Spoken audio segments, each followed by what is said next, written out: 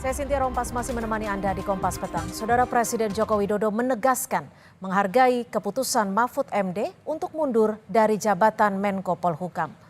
Usai melakukan kunjungan kerja di Klaten, Jawa Tengah, Presiden Jokowi bilang keputusan untuk mundur sebagai menteri adalah hak dan akan menghargai keputusan Mahfud MD. Presiden Jokowi juga menepis isu keretakan kabinet dan menegaskan menterinya solid.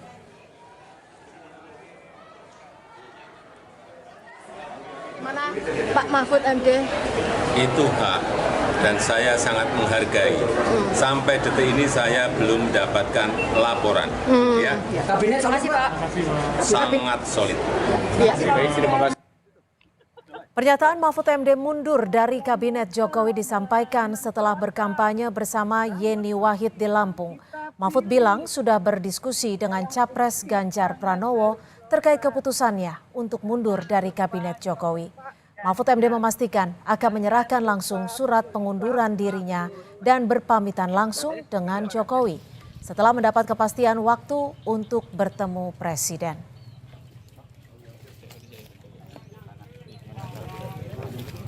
Saya memang sudah lama bersepakat dengan Pak Ganjar untuk mundur, tapi nunggu momentum. Maka hari ini saya sudah membawa surat untuk Presiden.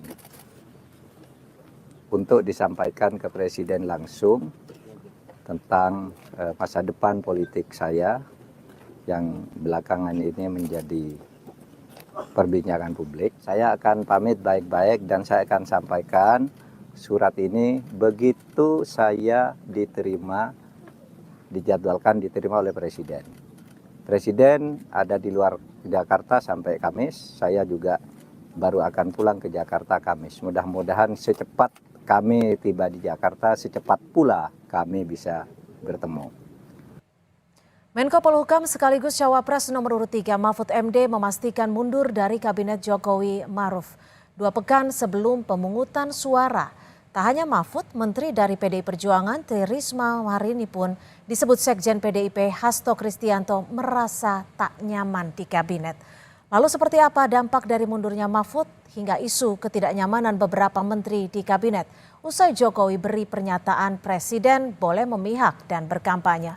Kita perbincangkan dengan narasumber yang sudah bergabung di Kompas Petang. Sudah ada Sekjen Partai Bulan Bintang yang juga Wakil Menteri Ketenagakerjaan Pak Afriansyah Nur dan juga politisi PDI Perjuangan Bung Andreas Hugo Parera serta pengamat politik yang juga Direktur Eksekutif Lingkar Madani Bang Ray Rangkuti. Terima kasih Bapak-Bapak sudah bergabung bersama kami di Kompas Petang. Makasih ya. Halo, makasih. Iya. Saya ingin melihat perspektif dari adanya isu ketidaknyamanan di kabinet Presiden Jokowi. Menurut Bung Andre seperti apa? Putus-putus. Ya, kalau soal ketidaknyamanan, saya kira mestinya Anda tanya ke Pak Jokowi sendiri. Tapi Pak Jokowi kan bilang solid-solid aja gitu. Cuma ya suasana atmosfer kebatinan ya mesti orang yang ada di dalam kabinet itu yang lebih tahu gitu kan. Tapi yang berkaitan dengan mundurnya Pak Mahfud ini kan baik dan saya kira ini yang ya Pak Mahfud memberikan contoh keteladanan bahwa ya sebagai calon wakil presiden, orang yang terlibat di dalam proses pemilu ini, pilpres ini. Untuk tidak terjadi konflik of interest, konflik kepentingan dengan jabatan yang diembannya, saya kira dengan mundurnya Pak Mahfud ini akan lebih baik gitu, dan ini menjadi teladan contoh bagi yang lain gitu. Jika ini menjadi teladan dan contoh menurut Anda, apakah dengan mundurnya Mahfud MD ini bisa menjadi gerbong mundurnya menteri-menteri yang berasal dari PDI Perjuangan? Saya kira bukan cuma menteri yang berasal dari PDI Perjuangan ya, menteri lain yang juga terlibat di dalam urusan pemilihan presiden ini juga seharusnya menyadari itu gitu. Karena yang kita lihat bagaimana apa yang dilakukan dengan menggunakan fasilitas negara, kemudian juga ya di situ ada konflik-konflik kepentingan di situ. Nah, saya kira itu akan lebih memastikan bahwa proses pemilihan presiden maupun pileg ini juga bisa berjalan dengan secara lebih fair, lebih netral, dan itu yang kita harapkan gitu. Pak Afriansyah, kalau Presiden menyebut solid, tapi memang ada isu ataupun sinyal-sinyal sejumlah menteri akan mundur, bagaimana Anda menjawab ini? Ya, menurut saya secara pribadi ya, saya juga sekarang kan di kabinet sebagai Wakil Menteri Ketenagakerjaan Republik Indonesia. Ya. Dan juga menjadi Wakil Ketua Tim Nasional TKN dari Indonesia Maju Prabowo Gibran. Nah, kalau saya secara pribadi dan kelembagaan, ya dengan berada di kabinetnya Pak Jokowi, ya nyaman-nyaman aja. Yang jelas, ini kan ada bahasa tidak nyaman. Ada bahasa mungkin tidak enak dengan Pak Jokowi yang kebetulan juga Mas Gibran maju sebagai wapres, ya kan? Nah, menurut saya, teman-teman yang merasa tidak nyaman atau tidak enak hati dengan Presiden Jokowi, ya mundur aja, ya kan? Kalau kami dalam undang-undang bisa mundur, bisa cuti, ya. Yang jelas seperti apa yang disampaikan Pak Andreas tadi, tidak boleh menggunakan fasilitas negara. Nah, saya sampai detik ini, alhamdulillah, kampanye tidak pernah waktu kerja. Kalau waktu kerja kita cuti. Contoh. Pak Afriansyah, jika Anda begitu memudahkan. Pak Afriansyah. Hari yang lalu saya ke Taiwan dan Hong Kong. Ya. Pak Afriansyah, jika Anda begitu, halo, Mbak. Gimana, Mbak? Ya, jika Anda begitu memudahkan ataupun bagi yang tidak nyaman mempersilahkan untuk mundur, Anda tidak khawatir stabilitas kabinet Jokowi akan terganggu? Pak, ini bukan soal stabilitas politik yang terjadi di tubuhnya Pak Jokowi, tapi ini soal politik di internal masing-masing. Kebetulan paslon 01, 02, 03 ada masing-masing yang berada di kabinetnya Pak Jokowi. Nah, sebagai orang yang membantu presiden, tentunya mereka punya eueuh-pekeueuh, artinya punya perasaan tidak enak dengan presiden. Kita ini pembantu presiden tapi kita tidak berpihak kepada presiden. Nah, ini yang harus mundur menurut saya, ya. Jadi apa yang disampaikan Bang Andreas tadi, silahkan. Jangan framing-framing aja. Sampai sekarang kan Pak Mahfud masih bawa itu surat kemana-mana. Kalau saya contohlah seperti Pak Syahrul Yassin Limpo yang menyerahkan surat kepada Menteri Sekretaris Negara, kemudian diatur waktu, mereka ketemu. Nah, ini yang lebih elegan daripada bawa surat kemana-mana. Oke. Kalau bawa surat kemana-mana, ibarat surat cinta, Mbak. Kita belum menyampaikan cinta kepada yang bersangkutan dan belum menerima surat. Itu kan juga bohong namanya. Ya, karena dikabarkan ingin menyerahkannya langsung kepada presiden. Ditahan dulu sampai di situ. Resminya itu kan Bung Andre, presiden mengambil sikap kan begitu. Oke. Bung Andre, gimana Anda menjawab ini? Jika tidak nyaman, silakan mundur aja. Mungkin ini diarahkan untuk Menteri Tri Risma.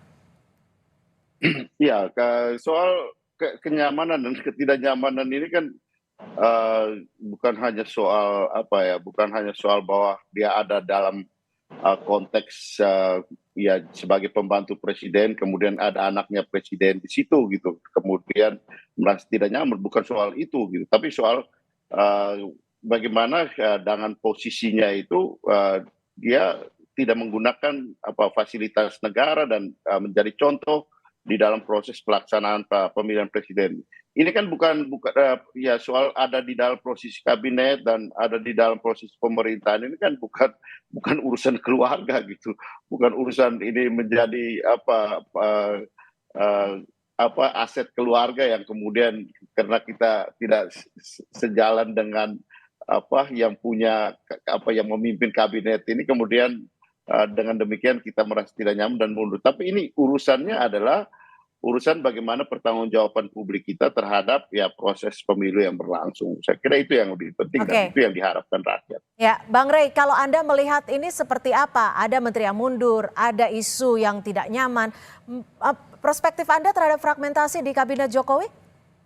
Ini bukan lagi sekadar gerakan elektoral, tapi ini sudah menuju ke gerakan politik gitu. Jadi ini bukan sekedar kepentingan menang kalah di dalam pemilu, tetapi ini sudah mulai menuju ke arah kepercayaan dan tidak percaya pada presiden gitu. Yang sekarang dimulai oleh Pak Mahfud, nanti mungkin diikuti oleh menteri-menteri dari PDI Perjuangan ya. Lalu setelah itu mungkin menteri-menteri non partai politik yang besar kemungkinannya ya pasca Pilpres ya mereka akan memperlihatkan sikap politik mereka gitu. Nah, kalau sampai 7-8 anggota kabinet mundur ya dari apa namanya itu jabatan mereka sebagai menteri gitu ya. Nah, ini nggak bisa dimaknai lagi sebagai urusan elektoral, ini urusan politik. Udah meningkat kepada ketidakpercayaan yang cukup kuat kepada kepemimpinan Pak Jokowi sebagai presiden. Nah, kenapa ketidakpercayaan itu muncul gitu ya, yang dibahasakan oleh PDI dan siapa dan lainnya dengan rasa tidak nyaman, ya karena mungkin mereka melihat bahwa presiden sekarang sedang tidak lagi mengelola bangsa dan negara secara menyeluruh gitu. Beliau lebih disebutkan urusan bagaimana memenangkan keluarganya di dalam Pilpres ini, ya kan 1 minggu hampir di Jawa Tengah, ya bolak-balik di situ aja, kan aneh juga tuh presiden itu, yang apa namanya umumnya tugasnya hanya untuk memberi bansos gitu. Habis itu makan bakso dengan salah satu menteri, ya kan menyempatkan diri main sepak bola dengan anaknya gitu. Jadi kan orang jadi melihat ini menteri, ini presiden sedang ngurus kita atau sebetulnya ngurus keluarganya aja gitu loh. Nah ini yang saya maknai sebagai pengertian ini nggak nyaman. Sehingga ya tadi misalnya ya kan Pak Mahfud mau menyerahkan surat pun harus nunggu dulu jadwalnya kapan gitu. Jadwalnya di Jawa Tengah gitu ya. Mungkin menteri-menteri lain juga merasakan yang sama, mau ketemu dengan presiden kesulitan ya mengatur waktunya karena presiden banyak ya keliling bagi-bagi bansos gitu. Jadi ada perasaan loh kan kalau kita ini kan kerjasama dengan Pak Jokowi dalam konteks mengelola bangsa dan negara, bukan dalam konteks ya kepentingan mengurus keluarganya gitu loh kira-kira kan. Nah mungkin perasaan itulah yang diterjemahkan tadi dengan tidak nyaman itu yang memungkinkan mereka ya menyatakan akan keluar ya. Jadi ada yang saya sebut ini melampaui gerakan elektoral, ini sudah menuju ke gerakan politik. Baik, ada ketidakpercayaan terhadap presiden dan juga karena presiden dinilai tidak mengelola bangsa negara, tapi lebih mengelola pemilu yang ada anaknya seperti itu. Kita akan kembali membahasnya selepas jeda, tetap bersama kami di Kompas Petang. Terima kasih Anda masih bersama kami di Kompas Petang dan kita masih akan melanjutkan dialog pada sore hari ini. Pak Afriansyah, bagaimana menjawab soal ketidakpercayaan terhadap Presiden Joko Widodo karena dinilai lebih memperhatikan urusan keluarga, urusan pemilu, tapi bukan roda pemerintahan untuk bangsa dan negara? Salah besar. Justru Presiden saat ini mendapat kepercayaan betul dari rakyat Indonesia. Dan Presiden ini terlalu baik. Kalau saya jadi beliau, kalau memang dituduh saya berpihak kepada salah satu paslon, saya berhentikan. Karena hak prerogatif Presiden mengangkat dan memberhentikan pembantu-pembantunya sesuai dengan undang-undang. Kalau saya sebagai menteri tidak nyaman, sikap saya pasti saya mundur. Saya akan menyerahkan surat kepada Mensesnek yang mewakili Presiden dan habis itu tentunya saya akan dijadwal untuk bertemu dengan Presiden. Jangan surat itu dibawa kemana-mana, ditenteng kemana-mana, di-framing kemana-mana seolah politik terganggu. Apa yang disampaikan Bung Rai itu salah besar.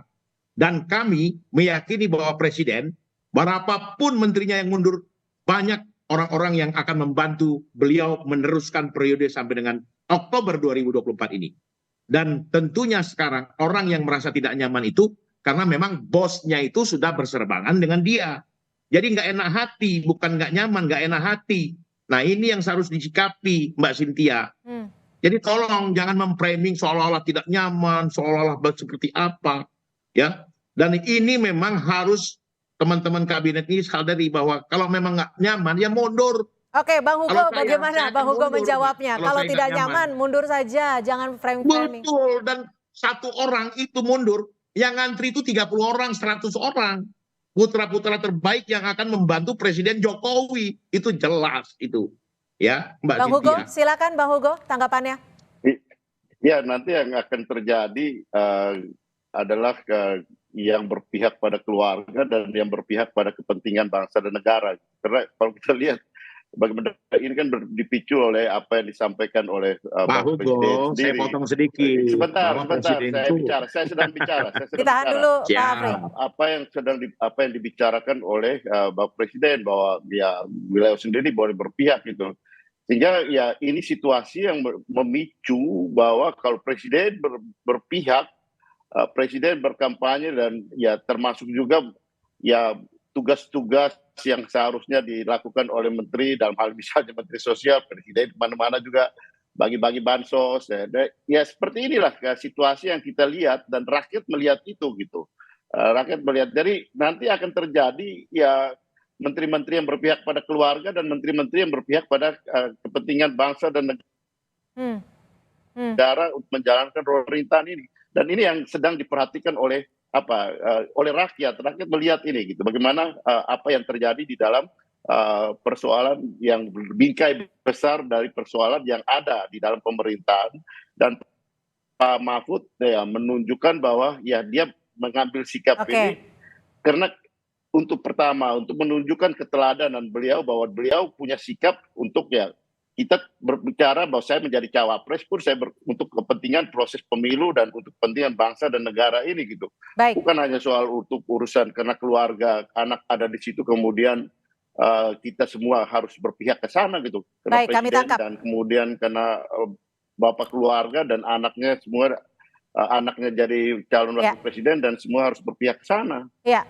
Pak Afri, bagaimana menanggapi ini? Karena kan kalau melihat ada beberapa ketidaknyamanan, ada yang mundur, ini kan akan dikhawatirkan ada efek bola salju, ada juga efek domino, dan ini juga bisa berdampak pada rupiah, pada sentimen pasar.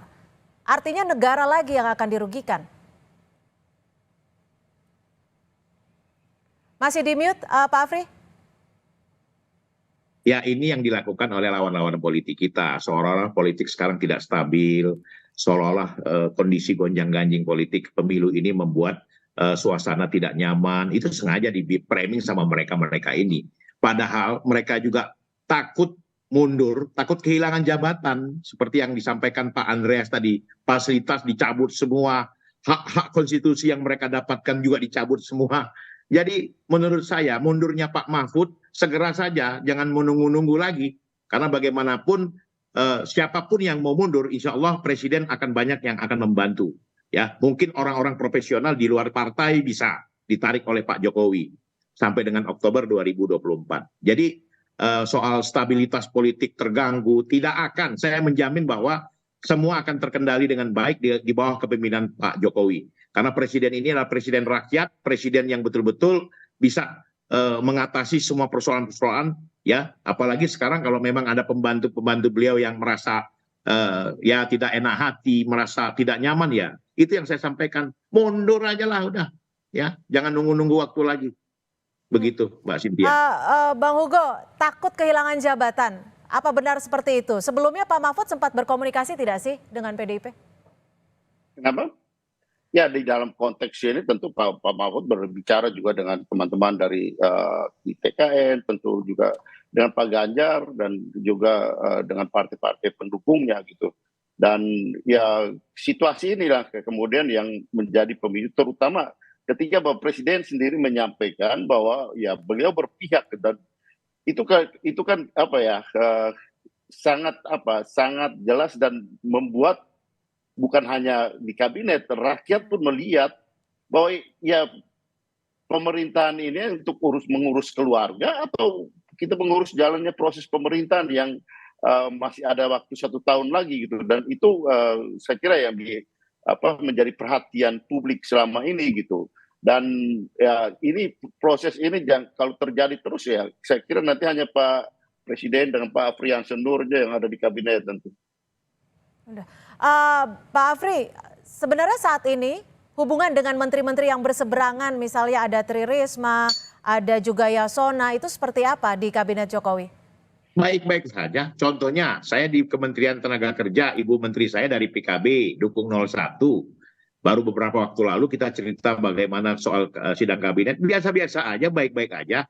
Dan Ibu Menteri menjalankan tugas sesuai dengan fungsinya, walaupun berbeda aliran untuk mendukung paslon 01, 02, 03, tapi orang yang berasal dari politisi PKB beliau yang ditunjuk dan Oke. diamanahkan sebagai menteri, ya jalankan tugas secara Baik. baik. Tidak ada Baik, Bang Rey. inisiatif beliau mau mundur, nyaman-nyaman aja. Oke, baik, Pak Afri, kami tangkap. Bang Rey, sebenarnya seberapa serius sih ketegangan yang saat ini terjadi di antara menteri teknokrat dan juga non-parpol ini? Dan apa konsekuensinya terhadap stabilitas pemerintahan dengan situasi saat ini?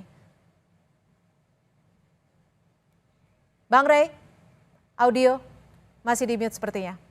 Ya, soal seberapa besar itu kan terlihat dari isu soal keinginan mereka mundur kan, baik yang dari parpol maupun yang non parpol. Itu artinya kalau sampai orang mau mundur, itu persoalannya udah sangat akut. Sebab kenapa gitu? Sebab di Indonesia ini orang rela kok melakukan apa saja demi kekuasaan gitu. Kan sebagai contoh misalnya ada putusan MK yang dinyatakan cacat secara diambil melalui mekanisme yang cacat secara moral, toh dimanfaatkan juga oleh orang demi kekuasaan gitu. Nah, jadi kalau sampai ada orang yang rela meninggalkan pos kementerian, ya itu artinya ada persoalan yang amat prinsipil yang sama akut di dalamnya yang membuat orang sampai pada kesimpulan untuk mundur gitu. Sebab itu tradisi yang jarang di Indonesia ya, tradisi orang yang mau mundur, bahkan yang kita lihat itu udah kena kasus pun masih bertahan aja di jabatan gitu ya, sampai ada putusan pengadilan yang tetap gitu. Oke. Nah, itu artinya menunjukkan memang ada sesuatu yang sangat krusial, yang prinsipil, ya, yang orang-orang ini merasa nggak bisa lagi kerjasama dengan presiden dengan cara yang seperti ini. Ya, salah satunya yang saya sebutkan tadi, perasaan mungkin ya bahwa mereka sedang tidak lagi bekerja untuk melayani rakyat bersama dengan presiden, tapi ya rasa-rasanya sudah bekerja untuk melayani kepentingan keluarga gitu loh. Oke, lalu akan berpengaruh apa untuk pilpres ataupun pemilu nanti? Itu yang saya sebut ini kayaknya bukan lagi gerakan elektoral ya. Jadi ini nggak lagi mempertimbangkan soal kalah menang di dalam pemilu. Saya lihat ini sudah merupakan gerakan politik ya. Gerakan politik ini artinya gerakan ketidakpercayaan yang makin meluas kepada kepemimpinan Pak Jokowi yang dilihat bukan lagi sedang bekerja mengelola kepentingan bangsa dan negara, tapi mengelola kepentingan keluarganya gitu. Nah, ini bertautan dengan gerakan yang makin membesar di kalangan mahasiswa yang terus-menerus menggelorakan gerakan anti dinasti politik, dan saat yang bersamaan juga mulai mengumpulnya gerakan-gerakan rakyat yang terlihat dari mereka berjejar ya di pinggir jalan ketika Pak Jokowi melalui satu jalan, tidak lagi dengan teriakan yang mengeluh-elukan, tapi sebaliknya memperlihatkan sikap politik yang berbeda dengan Pak Jokowi. Dan saya mengira ya gerakan ini juga telah akan membesar seperti yang sudah terlihat kemarin kan, seorang yang membentangkan spanduk yang menyatakan sikap politik berbeda lalu diamankan oleh aparat keamanan gitu. Jadi dari jalan sekarang sudah mulai spanduk-spanduk ya, boleh jadi lalu akan menggumpal begitu saja gitu. Artinya kelihatan sudah mulai terkumpul tiga kekuatan politik yang mungkin bakal dihadapi oleh Pak Jokowi pasca Pilpres, yaitu kekuatan elit dan partai politik satu segi, kekuatan mahasiswa yang terus bergeliat, dan kekuatan rakyat yang makin membesar untuk menyatakan sikap politik yang berbeda dengan Pak Jokowi. Gitu. Tapi sebelum itu, saya mau tanya dulu nih Bung Aprisiansa, beliau di kantor apa di mana nih Bung Aprisiansa? Saya jawab boleh Bu Cynthia? Silakan singkat saja, waktu kita sudah habis. Pak Ray, karena sudah lepas jam kantor, ya, sekarang sudah jam 16 lebih, saya sekarang berada di kantor Partai Bulan Bintang. Jadi setelah lepas kantor, ya saya sudah sampaikan, saya lepas dinas dan saya pun tidak memakai aparat negara. Saya pakai mobil pribadi. Ya, Bung Ray. Bagus. Gitu. Iya dong. Aktivis kita Bung Ray. Kita ini tahu bagaimana penempatan ya. Baik. Nah, jadi Bung Ray tahu aja ya situasi kantor. Baik. Saya mau melihat apa yang Bung Ray sampaikan tadi. Goncangan politik ada nggak? Itu saya tantangin itu ya. Baik. Terima kasih atas perspektifnya sore hari ini Pak Afriansyah, Sekjen PBB yang juga Wakil Menteri Ketenagakerjaan, dan juga Bung Ray Rangkuti serta Bung Andreas Hugo Pereira sudah bergabung bersama kami di Kompas Petang. Selamat sore.